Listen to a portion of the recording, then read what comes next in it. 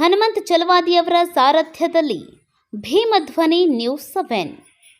ಗದಗ ಜಿಲ್ಲೆ ರೋಣಪಟ್ಟಣದ 16ನೇ ವಾರ್ಡಿನ ಸಾರ್ವಜನಿಕರಿಂದ ಸಾರಂಗ ರಕ್ಷಣೆ.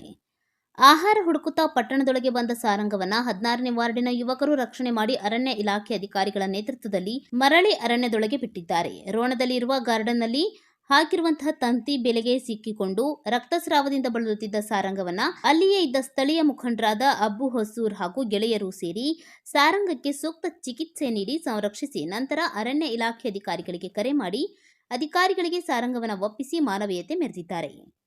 ಭೀಮಧ್ವನಿ ನ್ಯೂಸ್ 7.